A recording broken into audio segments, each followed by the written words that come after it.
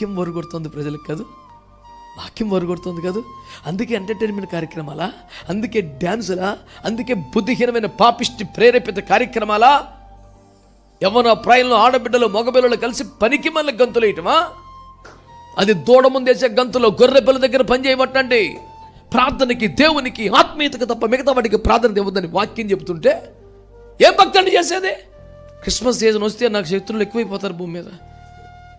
చాలా దుఃఖపడతాను నేను దేవుని సన్నిధిలో. ప్రభువా ఇలా జరగకూడదు. కాస్త రోషం రావాలి క్రైస్తవుడికి. దేవుని ఆత్మ చెత్త నింపబడ్డవాడు అయితే దేవుని ఆత్మ నిన్ను ఇలాంటి చెత్త, ఇలాంటి దరిద్రం, ఇలాంటి ఆచారాలు మునిగి తేలటానికి ఆయన నిన్ను నడిపించడం. మొన్నగా యూట్యూబ్లో పెట్టాడు కామెంట్ మీద, శాస్త్రి గారు మనోడు ఏంటి నువ్వు ఇట్లా మాట్లాడుతున్నావు, నీకేం వచ్చింది అని పెట్టాడు. ఈ అరణ్యంలో మన్నా తప్ప మాకేమీ. నేను ఒక రాత్రి అంతా ప్రార్థన చేశాను దేవుని సన్నిధిలో దుఃఖపడి, ప్రభువా మాకైతే మాకు మన్నా ఉంది, ఇంకేమీ అక్కర్లేదు అనిపించాలయ్యా. మన్నా తప్ప ఇంకేమీ లేదు అనే బోరు కొట్టేసే పరిస్థితి. వాక్యం బోరు కొడుతుంది ప్రజలకు కాదు, వాక్యం వరగొడుతుంది కాదు. అందుకే ఎంటర్టైన్మెంట్ కార్యక్రమాలా, అందుకే డ్యాన్సులా, అందుకే బుద్ధిహీనమైన పాపిష్టి ప్రేరేపిత కార్యక్రమాలా, యవ్వన ప్రాయంలో ఆడబిడ్డలు మగబిడ్డలు కలిసి పనికి మళ్ళీ గంతులు వేయటమా? ఏం పనికి మళ్ళీ వేషాలు ఇవన్నీ కూడా? వాక్యం బోరు కొడుతుంది ప్రజలకి. వాక్యం మాత్రమే చర్చి జనం రారట. అందుకని వీడు దుష్టుని మనస్సును పొంది నీచమైన కార్యక్రమాలకి సంఘంలో తెరలేపుతున్నాడు. ఇలాంటి గుడ్డి గంతులు వేయడానికి, పనికి మళ్ళీ వేషాలు వేయడానికి దేవుని ఆత్మ ఒప్పుకోదు. అది దూడ ముందేసే గంతులో గొర్రె పిల్ల దగ్గర పని చేయబట్టండి. అలాంటి పనికి మళ్ళీ వ్యవహారాలు కుదరవు. ఎంతసేపటికి మోకాల మీద పడి కన్నీరు గార్చి ఉపవాసాలుండి అన్న పానాలకి తగ్గించుకొని అన్ని మితముగా ఉండి ఈ లోకము నపరిమితంగా అనుభవించొద్దని వాక్యం చెప్తుంది. అయ్యో దేవుని వాక్యం ఏం చెప్పింది? భార్యలు కలిగిన వారు లేనట్టుగా బతకండ్రా, అంత దగ్గరికి వచ్చేసింది ఏమని చెప్పాడు? కొనువాడు కొన్న తనది కాదు అన్నట్టుగా బతకండి అని చెప్పాడు. అంత తగ్గించుకోండి, సింప్లిఫై చేసుకోండి లైఫ్ని. ప్రార్థనకి, దేవునికి, ఆత్మీయతకు తప్ప మిగతా వాటికి ప్రార్థన ఇవ్వద్దని వాక్యం చెబుతుంటే ఏం భక్తి అండి చేసేది? క్రిస్మస్ సీజన్ వస్తే నాకు శత్రువులు ఎక్కువైపోతారు భూమి మీద. ఎందుకంటే 30 రోజులు తిడతానే ఉంటాను జనాలు నేను. మరే క్రిస్మస్ పేరు మీద గంతులు ఏంట్రా, అడ్డగోలు తిండి ఏంట్రా, రోడ్ల మీద వేషాలు ఏంట్రా అని విరుచుకు పడిపోతుంటాను. ఆ సీజన్లో అందరికీ హ్యాపీ క్రిస్మస్, నాకు మాత్రమే పెయిన్ఫుల్ క్రిస్మస్.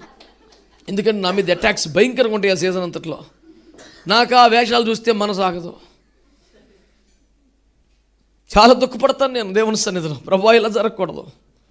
మీకు సింపుల్ చెప్తాను, సీజన్ దగ్గరికి వచ్చిందిగా బ్యాచ్కి, సింపుల్గా చెప్తాను నేను. What is Christmas? యూనో ఏంటి క్రిస్మస్ తెలుసా? వాక్యం. వాక్యం చూడస్తామా? వాక్యం వింటాం అంతే. వాక్యం చూడలేం కదా. అది శబ్దం, స్వరం, పలుకు, మాట. అది వింటాం కానీ చూడం.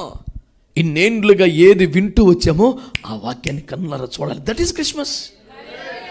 వాక్యం ఏం చెప్తుంది? ప్రభుని నమ్ముకుంటే మారిపోతారని చెప్తుంది. ప్రభుని నమ్ముకుంటే పరిశుద్ధులైపోతారని చెప్తుంది. ప్రభుని నమ్ముకుంటే ఆత్మపూర్ణులైపోతారని చెప్తుంది. ప్రభుని నమ్ముకుంటే సంపూర్ణులు అవుతారని చెప్తుంది. ఇది వినబడుతోంది, కనబట్ల. ఇన్న కాలంగా ప్రపంచం క్రైస్తవ్యం అంటే ఇది అని ఏది విందో అది నువ్వు చూపిస్తే దట్ ఈస్ రియల్ క్రిస్మస్. ఆ పేరు మీద నువ్వు అడ్డగోలుగా అర్ధరాత్రి తింటావా? రోడ్ల మీద పడి అరుస్తావా? రాత్రి 1 గంటకి పాస్టర్ గారు ఇంటికి వచ్చాడంటే క్రీస్తునాడు పుట్టాను. మరి యూజ్లెస్ ఆయన పాస్టర్ గారు రా, మారు మనసు పొంది, బాప్తిస్మను పొంది, రక్షణ పొంది, పరిశుద్ధాత్మతో నింపబడి, సాక్ష్యాన్ని కాపాడుకుంటూ అనేక ఆత్మను సంపాదిస్తున్నాడు.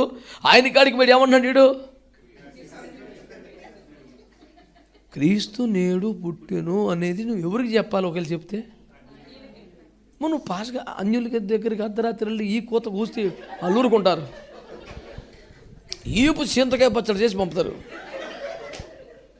అందుకని ఎవరి మీద? క్రైస్తవుల మీద పడతాడు. పాస్టర్ గారు కోపడ్డారు అనుకో, ఆయన ఏం పాస్టర్యా క్రిస్మస్ విషయం చెప్తే తిట్టాడు మమ్మల్ని అని అంటారు. దుర్మార్గులని భయానికైనా 100 ఇస్తారు కదా, ఇడ్లీయో కేకో పెడతారు కదా అని రోడ్డెక్కిన బాపతి ఇది. నేను మళ్ళీ చెప్తున్నా, దూడ బ్యాచ్ ఇది, గొర్రెపిల్ల బ్యాచ్ కాదు. వద్దు. సమయం ముందు అసమయం ముందు సువార్త. మా సంఘంలో ఎప్పుడో మాట చెప్తాను, క్రీస్తు హృదయంలో ఉంటే దాని పేరు క్రిస్మస్. క్రీస్తు కొరకు శ్రమపడే బతుకు నీకు వస్తే అది గుడ్ ఫ్రైడే. శ్రమల్లో కూడా దేవుని కొరకు సాక్షిగా నిలబడే తత్వం నీకుంటే అది ఈస్టర్. ఈ 3 ప్రతిరోజు ఉండాలి మనకి.